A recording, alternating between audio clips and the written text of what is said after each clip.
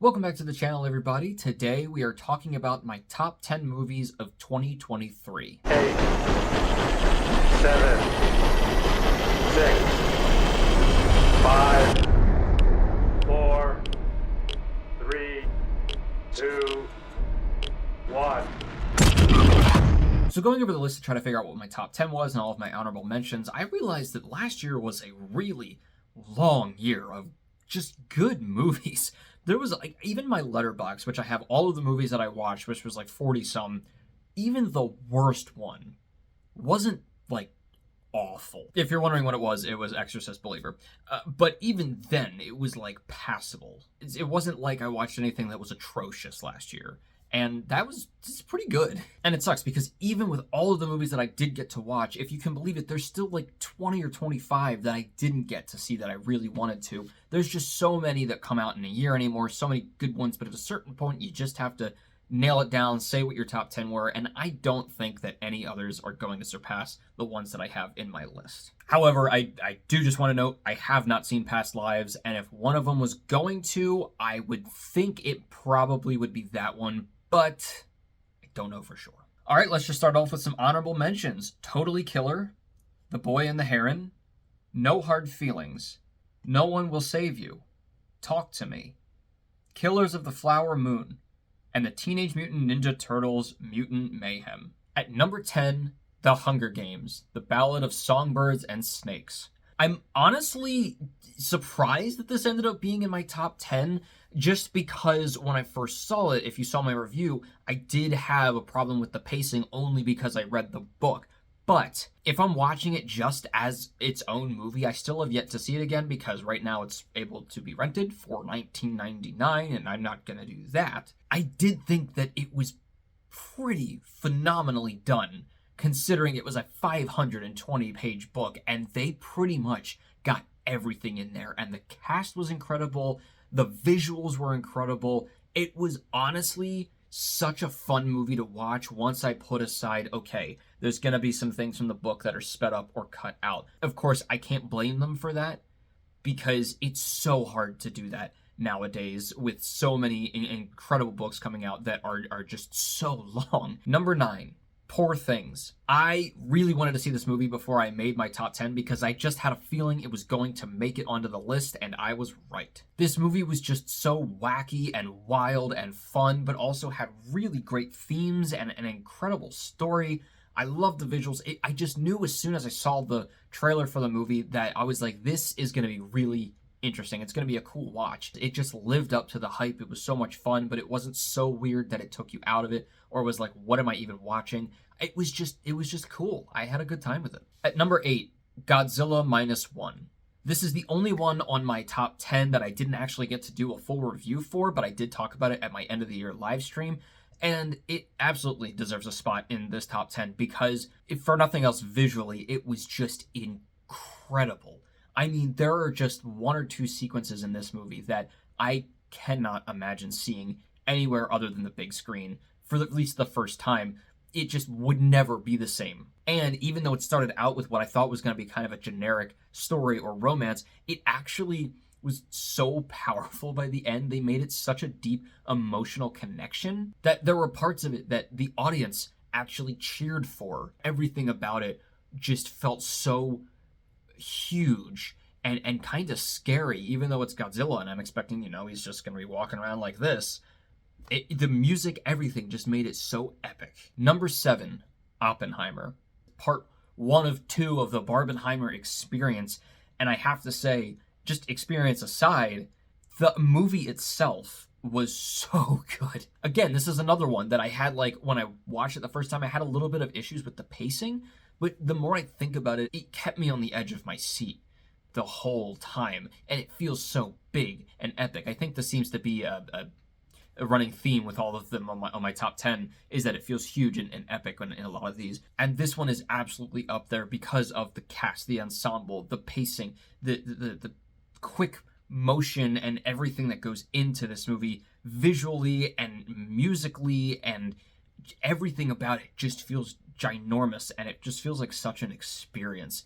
And this is absolutely one of my favorite Nolan movies in the ranking of all the Nolan movies. It's, I think, number 4 of 12 that I've seen. At number 6, fittingly, Scream 6. I am stoked that I can genuinely say that a 6th movie in a horror slasher franchise is in my top 10 because it was just that good. The actual scares and suspense are so good in this movie. The meta-ness that the Scream franchise has, every time I think, how much more can they do without it being over the top or convenient or cheesy? And every time they prove me wrong because they just add it in these weird, cool layers that you wouldn't think of. It just made it that much more exciting. Coming up to the end of this movie was just so suspenseful and fun because you had no idea what was going on.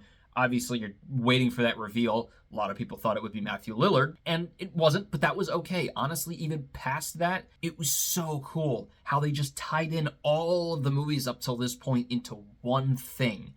And obviously, Scream 7 is going to be a little tainted at this point, so I genuinely think that they could just end it here and it would be fine. It would actually be the best. I don't think they would even need to do a 7th one. If they're going to, whatever, I'm going to go see it. But at this point, I do think that they have kind of a perfect slasher franchise, and that is a weird thing to say. Number 5.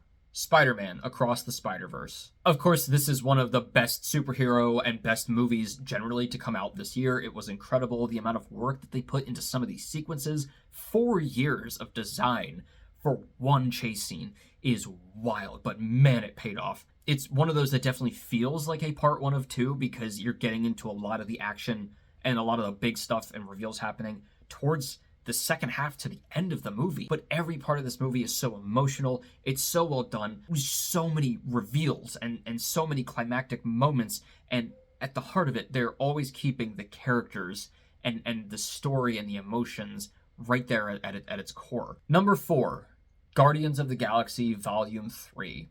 I rarely have ever cried during a movie. I just can't. And I cried during this movie. It was wild.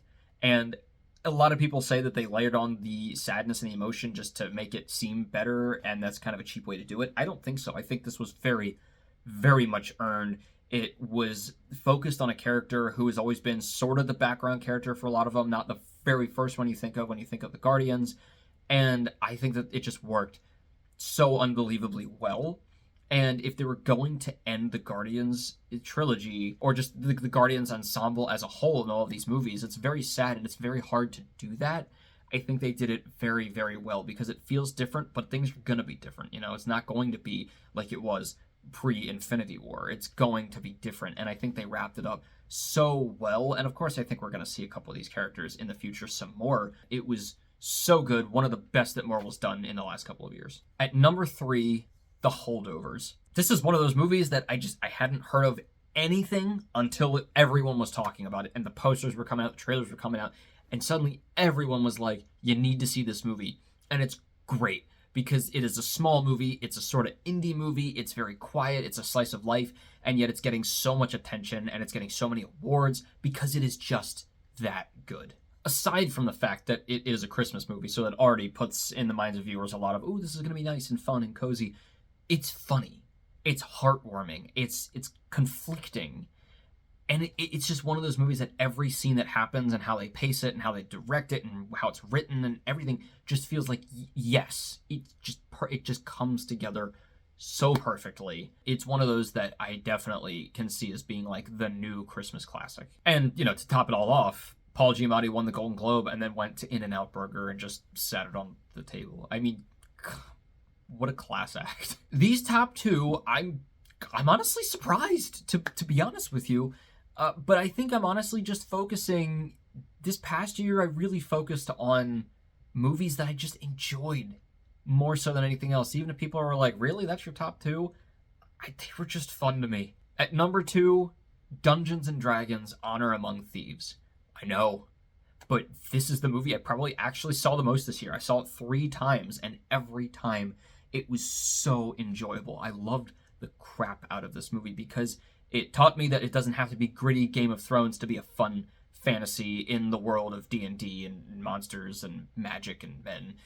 It is just so funny, but it is actually genuinely well done. All of the scenes were so cool. They brought up so many fun creatures and adventures and challenges and characters, and it was just, I loved it. I can't really say much else about it. It's just enjoyable and fun and hilarious. And at number one, I cannot believe I'm about to say this, my top movie of 2023 was Barbie. Yes. I keep going back and thinking, was it really, like, wasn't there other movies that objectively were a little bit better or deeper? But I don't care. It is the one I absolutely enjoyed the most for so many reasons. One, the Barbenheimer experience. That whole thing was so fun. It was this collective thing that we all just decided was going to happen. It was so weird, but I loved it. And where I think Oppenheimer critically has done way better, Barbie was the one that took all the mainstream audience awards and everything, and all the audience love and hype. It just shocked the crap out of me, because I went into that movie thinking, okay, even if this sucks, this has been a fun time doing all of this. And then it was like, not only just good, it was great. It was some of the funniest stuff I'd seen in movies that year. It was some of the stuff that made me think the most, weirdly enough. It was just good. It was fun. I enjoyed the crap out of it, and I don't feel like I have to say much more, because I feel like everybody else is kind of on the same page. Like, yeah, no, I'm surprised. Even my dad loved it. He actually, like, we were watching the Golden Globes, and he didn't say anything about any of the awards up until Barbie was nominated or won. And then he was like, there we go. And I was like, what is happening? So yeah, I won't be judging movies by their cover before I see them a lot in the next couple of years, because I never know anymore. If you had said to me what is going to be your top movie of 2023 coming out of it originally, I probably would have said something like Indiana Jones or The Hunger Games, or some surprise indie one, kind of like The Holdovers, but did not think ever that Barbie would be the case. Sublime! Well, guys, there you have it. Those are my top 10 movies of 2023 with some honorable mentions. There's so many good ones I would have loved to have mentioned, but I probably already talked about them in my end of the year live stream. Let me know what your top 10 are, or any of them in your ranking from last year. What was your favorites? What were your least favorites? And as always, keep your hopes high, your stress low, and movies right in the middle. I'll see you guys later.